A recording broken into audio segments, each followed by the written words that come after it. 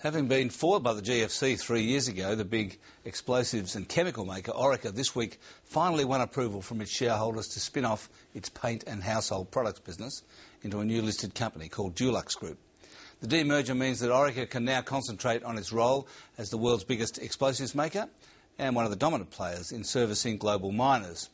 I spoke to Orica chief Graeme Liebelt about why he was so keen to jettison Dulux and what he'll do without it.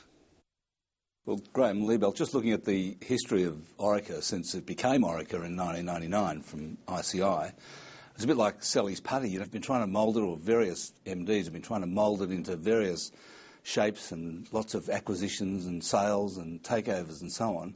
Is there a sense now that you finally got there, that the restructuring has finished?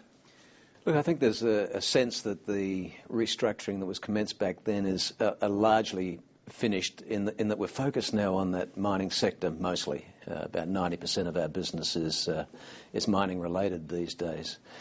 And all of the effort that we've put into deciding which of our businesses to stay with and then executing the transactions both on the acquisition side but also on the divestment side to get to the point where we are today. And now the demerger of Dulux being perhaps the final step really in getting a focused portfolio. I think there is a sense that we're largely through that phase of our life. I must say, I mean, just looking at it, that before you took over in 2005, I couldn't really discern a lot of real focus on where it was going to end up. I mean, you became MD following the premature departure of Malcolm Broomhead with lymphoma, and you immediately bought Dyno Nobel for $1 billion, close to $1 billion. And it was really only, it seems to me, then that you get the sense where Orica was heading. It was clearly mining services then, yes. Clearly explosives. And I just wonder, at that point, did you decide to divest Dulux? I think it's fair to say that if you go right back, we tried to focus in on 4 broad areas that we thought we could succeed in. So there were some chemicals businesses, the fertiliser business, the paints business and the explosives business. But over time that evolved further, and when it became very apparent that we could reasonably expect stronger growth from the mining sectors than from the other sectors, and when it became apparent that we could work on a business that was less volatile because it's related to mining volumes rather than commodity prices, and that there was plenty of growth available to us there, we really then shifted more of our focus to the mining side. And I think at that point, while we had not made the decision, it probably became inevitable that we would do something like demerge Dulux in the fullness of time. Yeah, and then 3 years ago, you get approached by private equity at $32 a share, rejected at that point. Now, we'll get to in a moment as to whether that was a good idea or not. Do you think that it might have been a good idea at that point, which was April 2007, to divest Dulux and Yates and Sellies then? To just give shareholders the alternative to the $32 a share takeover offer?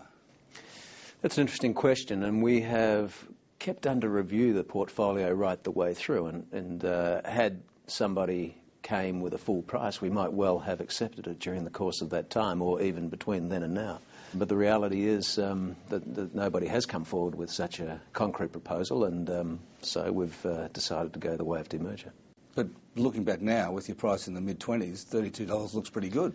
Shareholders must be thinking, well, why didn't they take that? Yes.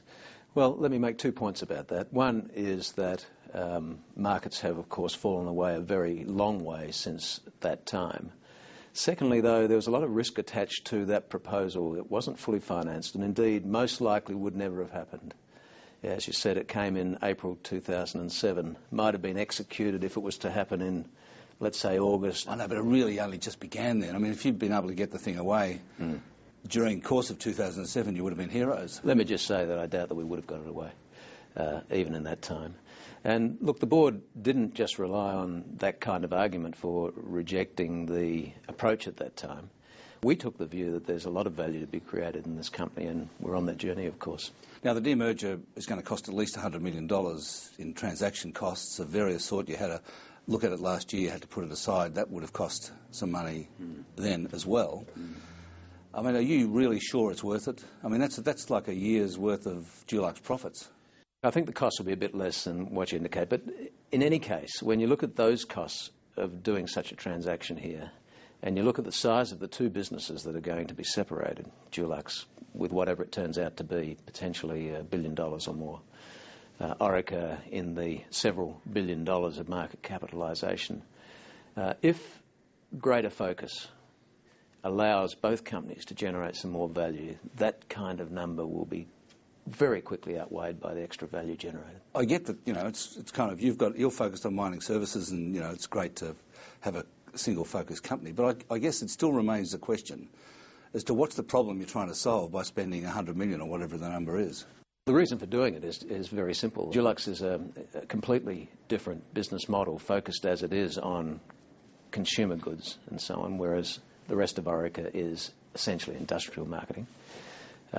It will benefit, I am sure, from a focused capital structure, from a focused board, from a focused management. The problem we're seeking to solve, if it's a problem in a way, is just generate more value. We think we'll generate more value with the two businesses separate than keeping them together. There's a lot of talk now that Dulux will be taken over by the owner of Dulux everywhere else in the world, AkzoNobel. Did you explore a trade sale to them or to anyone else? The board certainly considered a trade sale as an alternative, although we didn't go down that path. You didn't ring them up, didn't pick up the phone and say... we've been in contact with AkzoNobel and many other international industry players over the years. They've known about this opportunity and presumably chosen not to pursue it at this time. So do you think that indicates that they may not be that interested in bidding for... I don't know, that's a question for them. Dulux? You've got no idea.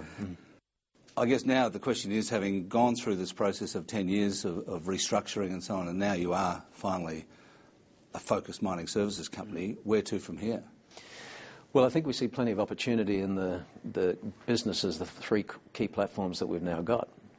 We still see opportunity for organic growth and acquisitions in the explosives business. The Minova business, which is in ground stabilisation and various other chemicals for helping with underground mining and tunnelling, still opportunities there. And indeed in our chemicals business, some of which is mining related, we see further opportunities as well. So I think the next few years is really going to be focused down those three main platforms, and I think we see enough growth there to realise the kind of ambitions for shareholders that we have as a board. Thanks for joining us, Graeme Liebelt. Thanks, Alan.